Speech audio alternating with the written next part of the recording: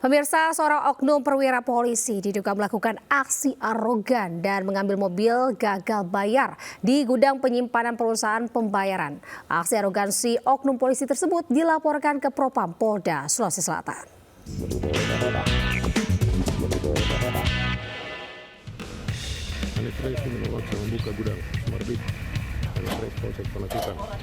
Seorang oknum perwira polisi, anggota Polsek di Kota Makassar, Ibtu Rijal, diduga melakukan aksi arogan dan menjemput paksa salah satu pimpinan perusahaan Mitra Finance untuk mengambil mobil yang tidak membayar angsuran di gudang penyimpanan mobil. Ibtu Rijal meminta mobil yang disimpan di gudang untuk diserahkan kepada dirinya tanpa melalui prosedur yang berlaku. Saat beraksi, Ibtu Rijal bersama sejumlah anggota lainnya tidak bisa menunjukkan surat tugas. Aksi ini pun dilaporkan pihak perusahaan ke Propam Polda Sulsel dan meminta Ibtu Rijal diberi sanksi kode etik. Dalam hal ini ada dua laporan Pak, satu dari MPM Finance terkait kesewenang-wenangan penyidik tadi, upaya penjemputan paksa unit, dan dari PT Delta upaya penjemputan direkturnya. Sementara itu, Ibtu Rijal membantah melakukan jemput paksa terhadap pimpinan perusahaan Mitra Finance dan bersikap arogan. Dirinya mengatakan pimpinan perusahaan pergi bersama dengan sukarela tanpa ada paksaan. Menurutnya, menarikan mobil di gudang penyimpanan dilakukan karena adanya aduan masyarakat terkait dugaan pencurian uang milik korban di dalam mobil. Justru saudara Z ini langsung menyapa kami tanpa sama kami untuk tegur dia. Langsung menyapa kami, Pak Kadit Reskrim, kalau unit mobil yang kita cari, ayo saya tuntun dan saya tunjukkan ke tempatnya di mana. Dari sehingga menurut saya kondisi itu tidak ada upaya paksa. Justru saya tegaskan bahwa dialah yang membantu kami untuk mengungkap penyelidikan kami. Terkait surat tugas dan laporan kepolisian, Ibtu Rijal menyebut bahwa keduanya tidak perlu disertakan karena korban ikut dalam proses penyelidikan. Dari Kota Makassar, Sulawesi Selatan, Muhammad Nurboni, iNews melaporkan.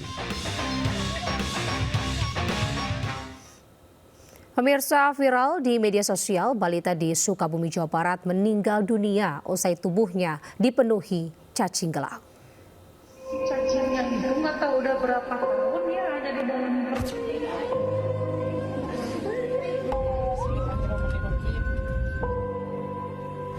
Bahkan dari CT scan aja tuh udah kotak setelur cacing. Seorang anak bernama Raya, warga desa Cihanaga, Kabupaten Sukabumi, Jawa Barat, meninggal dunia setelah tubuhnya dipenuhi cacing. Raya meninggal usai 8 hari dirawat intensif di RSUD R. Samsudin SH. Di dalam tubuh mungilnya terdapat ratusan cacing gelang yang menggerogoti organ tubuhnya. Bahkan saat diperiksa di rumah sakit, hidung bocah tersebut keluar cacing yang masih hidup.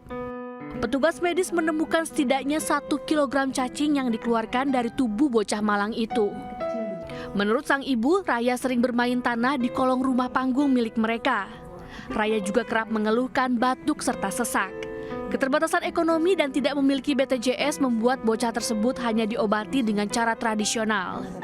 Hingga akhirnya ada relawan yang membawanya ke rumah sakit.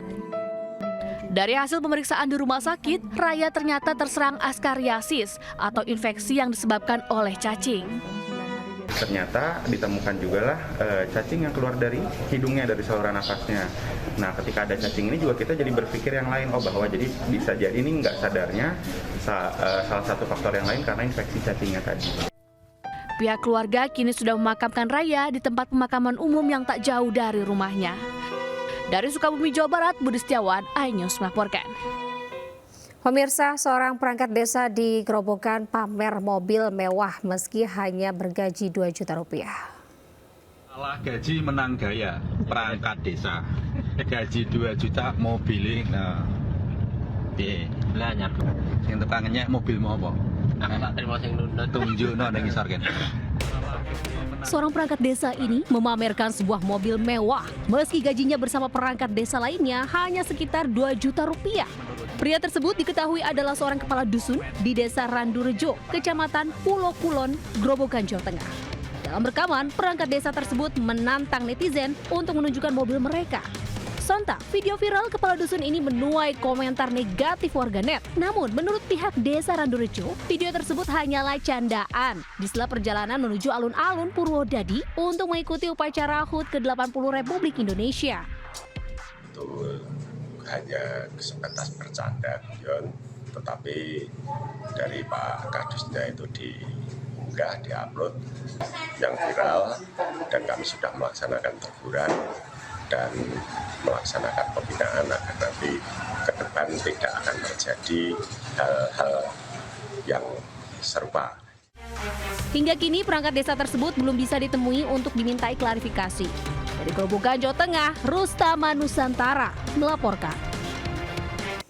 Pemirsa, diduga terpleset saat menimba air di sumur, seorang nenek tewas tercebur ke sumur. Evakuasi berlangsung dramatis, petugas gunakan tali khusus dan masuk ke dalam sumur dengan diameter sempit. Di center ya, yuk. Siap. Tim damkar berupaya evakuasi Sulasri 80 tahun, warga desa Rambi Puji, Kecamatan Rambi Puji, Jember.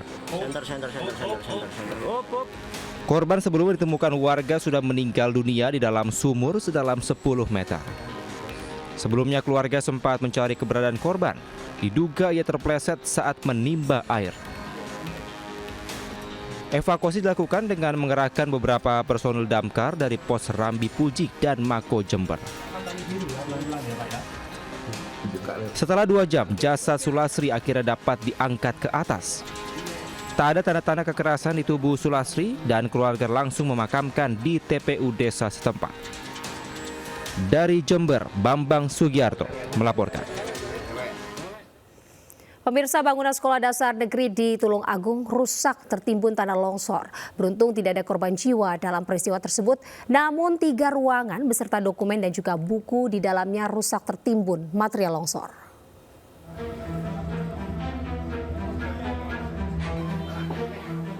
Warga bersama personel gabungan TNI Polri, relawan dan pemerintah setempat bergotong royong membersihkan material longsor. 3 ruangan di SD Negeri 2 Kradinan, Kecamatan Pagerwojo, Tulung Agung, Jawa Timur, rusak terdampak tanah longsor. Ruangan yang rusak yakni ruang perpustakaan, ruang kelas 4, dan kamar mandi. Diketahui longsor terjadi setelah kawasan Kradinan diguyur hujan deras. Tidak ada korban jiwa, namun dokumen beserta buku di dalam perpustakaan rusak tertimbun tanah. Proses pembelajaran untuk kelas 1 dan 2 dilaksanakan secara daring, sementara siswa kelas 3 dan 4 dijadikan dalam satu ruangan. Untuk dokumen yang hilang kami belum bisa memprediksi, hanya kalau untuk guru kelas, data kelas sudah tidak ada, tapi masih bisa terakses, masih kami bisa nyimpen. Dipastikan nggak ada korban? Tidak ada, alhamdulillah tidak ada. Selain merusak sekolah, material longsor juga sempat menutup jalan poros penghubung wilayah Pagerwojo dan Kecamatan Bendungan, Trenggalek. Dari Tulung Agung, Jawa Timur, Anang Agua Faisal melaporkan. Pemirsa, petugas damkar mengevakuasi jenazah dari lantai 2 rumah di Kelapa Gading, Jakarta Utara. Jenazah sulit dibawa karena tangga rumah yang sempit.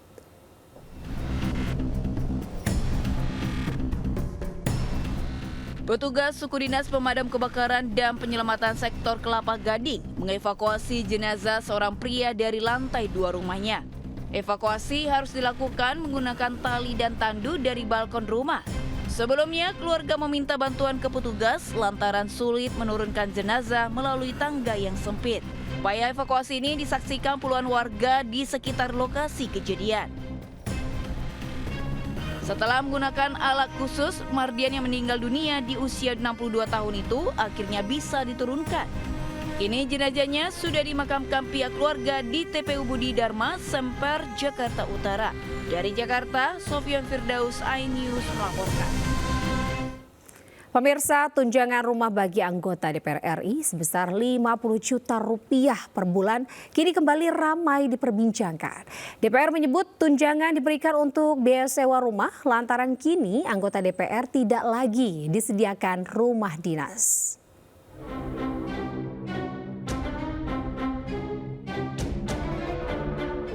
Tunjangan perumahan untuk anggota DPR RI sebesar 50 juta rupiah per bulan yang telah berlaku sejak Oktober 2024 lalu kini kembali mencuat dan menuai polemik.